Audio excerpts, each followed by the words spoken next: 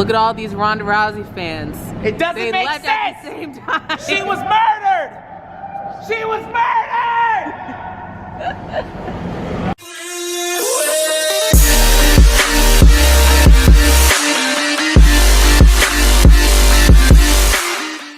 Hey guys, it is that time. We're doing our review of UFC 207, Ronda Rousey versus Amanda the Lioness Nunes. All right, and we're gonna go fight by fight starting in the beginning of the prelims. But if you care not for any of those fights, then I will leave a timestamp below for the co-main event and then the main event. So, no one has Fight Pass, so no one cares about the Oliveira fight. But, just to recap, apparently there was an illegal knee, so it's declared a no contest anyway, so who cares about that? All right, so the first fight of the prelims was Brandon Thatch versus Niko Price. Niko Price won by submission, and I'm trying to remember that one. How'd that one go? So me and Brandon Thatch, we go way back. I remember when he got knocked out, and it was great because he's a stand-up guy. Like, his specialty is fucking stand-up. Like, he's a really good striker, but definitely his ground game needs work.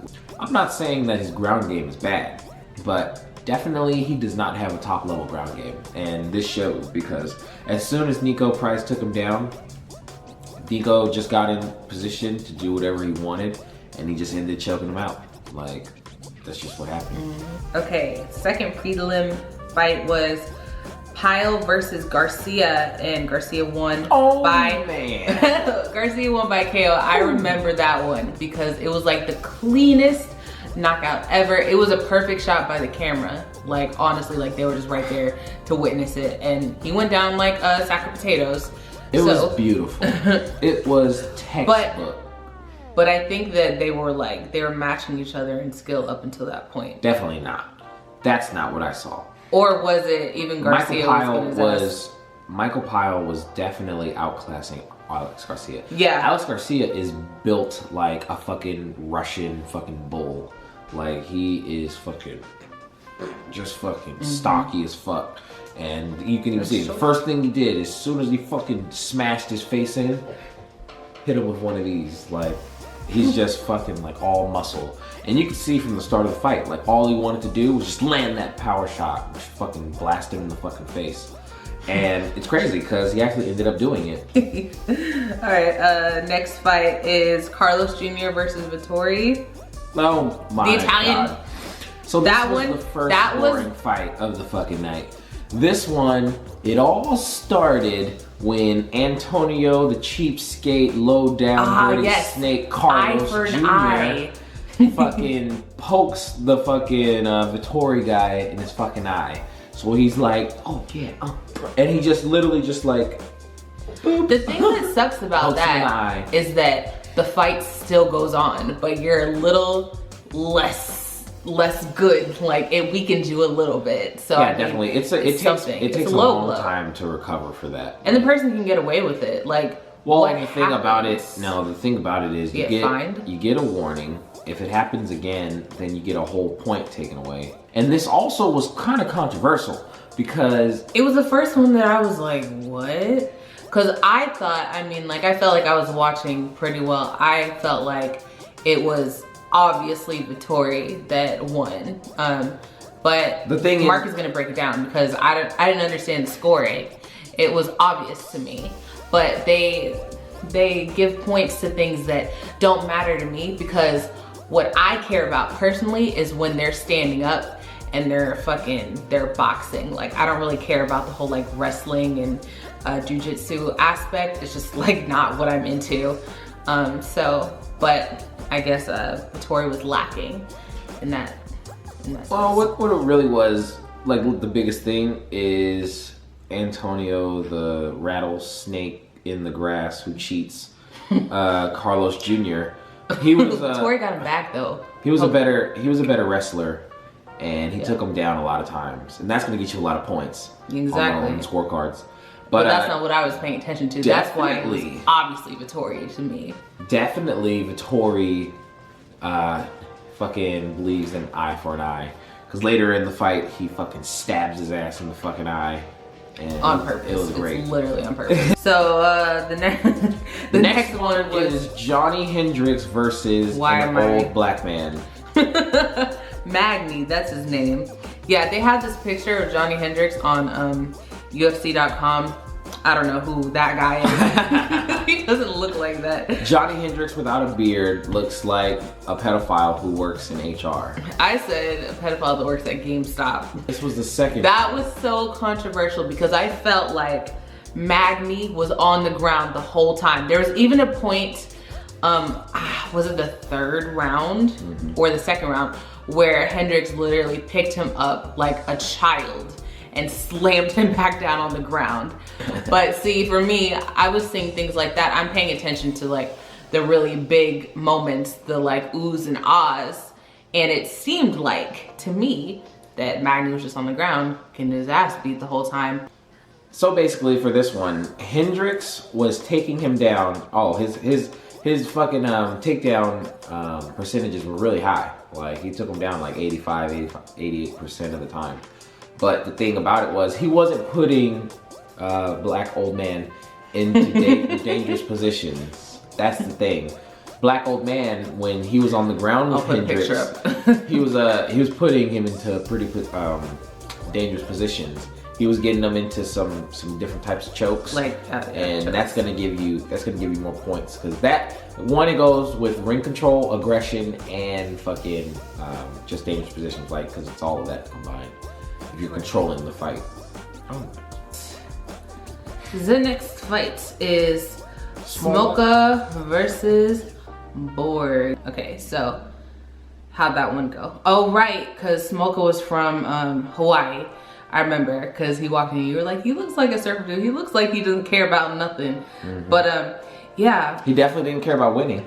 Well, here's the thing. He, at a certain point, he was just so tired, and he's one of those that I guess they would say he has heart, because like he was in a lot of different positions where he could have just submitted, but he didn't.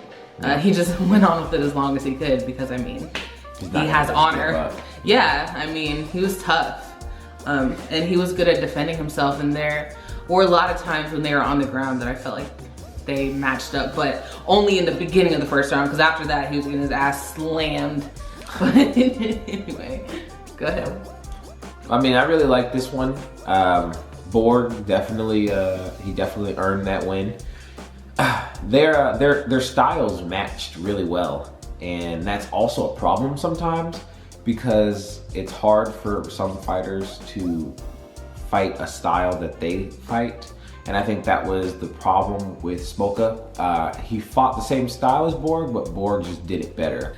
Next fight was Kim versus Saffiedine. AKA grab a pillow, go to sleep, wake up in a few minutes, because that's what you should have done instead of watching that fight. Oh, right, because they were like basically on the same level. It was a lot of like them being on the cage, like defending something. Defending, I guess, a takedown. Yeah, that's what was happening most of the time, especially for the last two rounds. The first round was like, okay, they had energy, they came in swinging, and then it was bullshit, fucking bullshit, because fucking Kim didn't do shit except cartwheels and fucking miss. When did he do cartwheels? Well, he was doing fucking leg sweeps just like everybody else. On to the next. On to the next. Dillashaw versus Lineker. So this is finally when fights started getting interesting because it was a blowout, college football blowout. TJ Dillashaw is a beast. If there were no Corey or fucking Dominic Cruz, TJ Dillashaw could just run house on the fucking on the whole fucking division because he's just great. Like, his game is just perfectly sound. Like his takedowns, his strikes, his kicking, his timing, his speed, his knowledge of his opponents, everything's good. Like, he is a student of the game and he wants to always get better. And he always wants to prove that he's better than people. So, and he's fiery. Like, he just doesn't give a fuck. Like, he just goes for it. So all of these together, they just make him a really good MMA artist.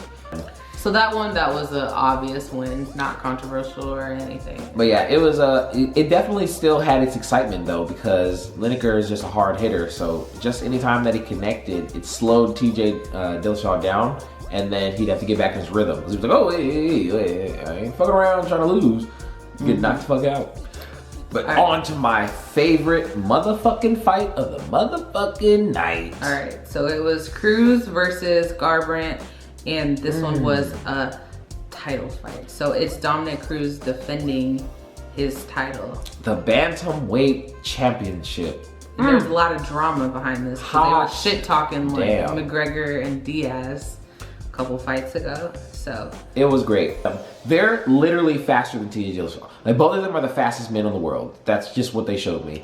Because they're literally, oh my gosh, they're literally like vipers. Like, they just, like, they fucking just strike when they want to, then come back. And I was like, oh my God, they're the fastest fucking people ever. The thing about pure Cody, first of all, I feel like the audience was getting into Dominic's head because everybody wanted Cody to win. But the thing about Cody was I've never seen, like, and I'm new to liking the UFC, but still, I've seen enough fights.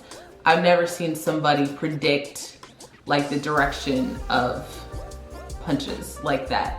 Like, when he did that fucking breakdance, he literally dodged, I think, 6 or 7 in a row. He knew exactly where they were going. And that was just brilliant. It just got to the point where Dominic Cruz was so tired and so beat up that, like, it was laughable. Yeah. Like, he was making him look like a fool. And that has to be hard when you're defending your title. Yeah, by the 3rd round, you knew that it was one of those where Dominic had to finish him or he wasn't. Yeah, and he just wasn't.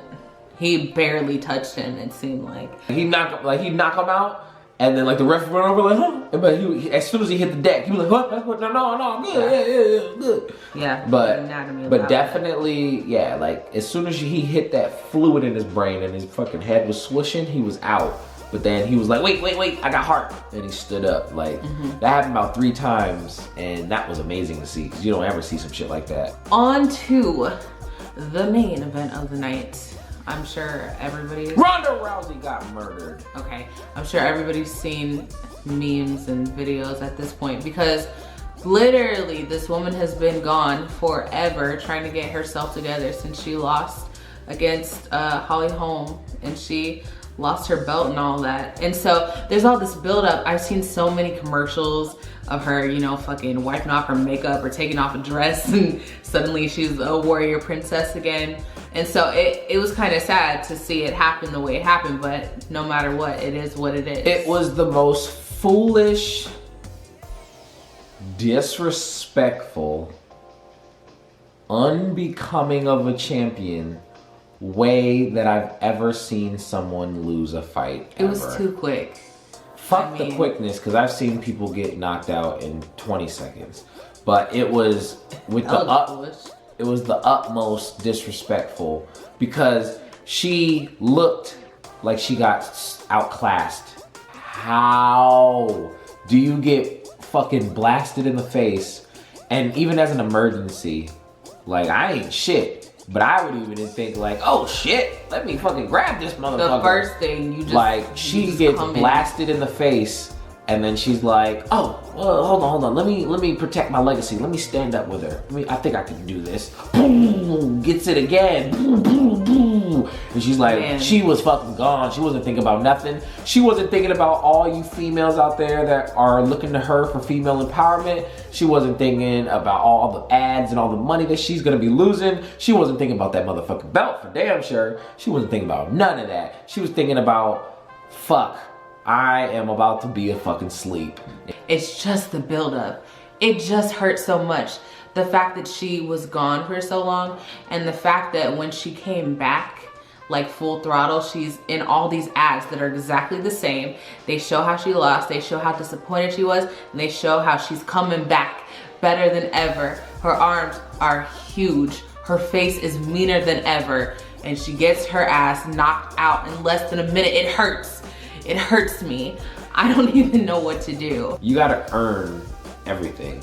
Like, yeah, and I don't know what they said Amanda Nunes was like on the ground, but I mean, with this division being so, what's the word?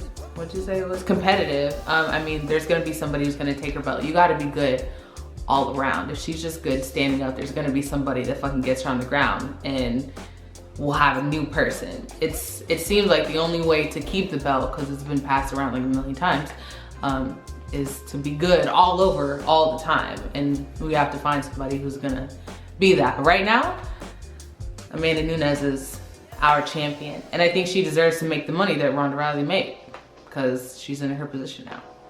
So it is what it is. Videos weekly, daily, vlogs on weekends. We're gonna be starting reviews, fitness, and gaming channel coming soon.